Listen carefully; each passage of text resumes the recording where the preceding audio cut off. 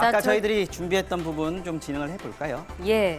저희가 이번 총선 결과를 가장 긴장하면서 지켜보고 있을 사람들은 차기 대권 잠룡들이라고 말씀드렸는데, 네. 자, 먼저 바로 보고 계시죠? 이낙연, 황교안, 이낙연 정치 1번지 찍고 네. 누가 청와대로 직행할 것인가? 조금 전에 뭐 모습을 두 분 네. 다 봤습니다만은 이낙연 후보도 그렇고 황교안 후보도 그렇고 이제 승부는 거의 결정났다 이런 상황이 된 것 같습니다. 두 사람이 이제 여야를 대표하는 차기 대권 주자들 아니겠습니까? 현재는 이낙연 후보가 60% 이상 지금 득표하는 걸로 나오면서 항상 확실까지 떴단 말이죠. 네. 꽤 격차가 크게 이겼기 때문에 이 결과 그대로 이제 확정이 된다면은 줄곧 잠룡 지지율 1위 지켜온 이낙연 후보의 대세론 더 강해질 것으로 보이고요. 황교안 후보 같은 경우에는 지역구에서도 패배를 하고 또 지금 나오는 예측으로는 당 전체 성적도 그렇게 좋지 않은 상황이지 않습니까? 네. 총선 끝나고 나서 당내 입지도 좀 흔들릴 가능성이 충분히 있어 보입니다. 예. 자, 다음은 대권 재도전 노리는 홍준표 전 대표입니다. 지금 접전을 벌이고 있지만 네. 1위이죠. 현재 네. 상황으로서는. 사실 이번에 공천 갈등 겪으면서 뭐 세 차례 걸쳐서 지역구를 바꾸다가 결국에는 대구에서 무소속으로 출마를 했지 않습니까? 맞습니다. 결국은 대구 수성을 무소속으로 출마를 했는데 당선이 돼야 돌아갈 수가 있습니다. 그렇습니다. 현재는 좀 박빙 승부이긴 하지만은 35.9%로 득표율 1위 달리고 있거든요. 결과가 이대로 확정이 된다면 당에서는 뭐 복당 허용하지 않겠다고 했지만 아마도 돌아가게 될 것으로 보이고 다시 네. 한번 대권에 도전할 수 있는 계기도 마련할 수 있을 것으로 보입니다. 네. 자, 이번에는 누군가요? 안철수 대표입니다. 이번 코로나19 와중에 의사 가운을 입고 대구로 내려가서 의료봉사하는 모습이 꽤 주목을 받았습니다. 네, 인상적이었어요. 그렇죠. 그 이후에 또 국민의당 지지율도 조금 올랐었는데 이번 총선 통해서 국민의당 되살려서 대권 불씨까지 살릴 수 있을까요?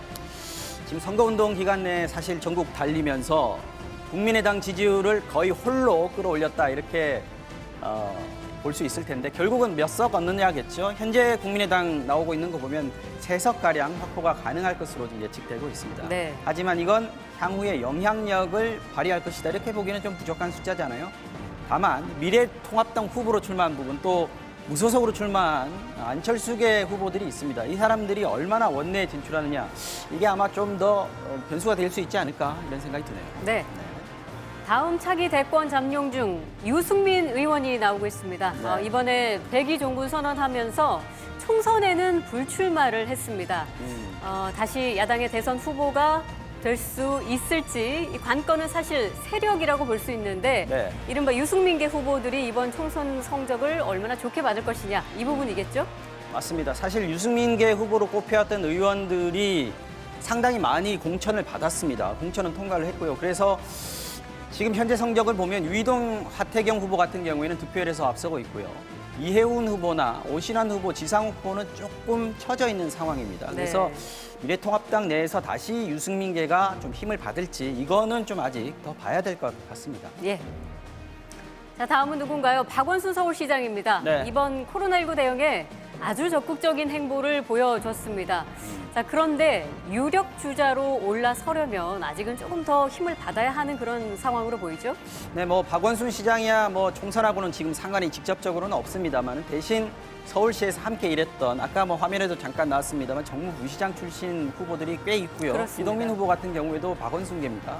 10명 이상 총선에 도전을 했어요. 근데 현재 진성준 후보나 기동진, 김원희 후보 같은 분들은 상당수 또 1위를 달리고 있고요. 네. 당내 기반이 이제 약한 걸로 보통은 박원순 시장 평가하지 않습니까? 총선 뒤에 얼마나 원내에 자기 세력을 심을 수 있느냐. 이게 아마 앞으로 박원순 시장이 총선 뒤에 어떤 정치적 영향력을 발휘할 수 있을까 가늠자가 될 것으로 보입니다.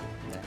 자, 마지막으로 차기 대권 주자 중 한 명, 이재명 경기지사입니다. 네. 이재명 지사 역시 코로나19 대응 과정에 그 특유의 저돌적인 모습을 보여주면서 많이 거론이 됐고 또 주목을 받았었는데 네. 이 기세를 대선까지 이어갈 수 있을까요?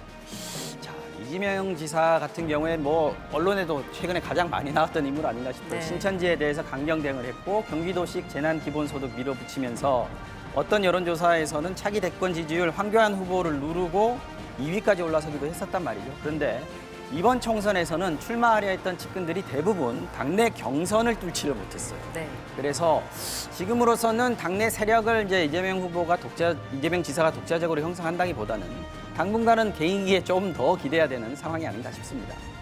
자, 현재 총선 상황 바탕으로 해서 차기 대권 주자들의 가능성을 좀 전망해 봤습니다.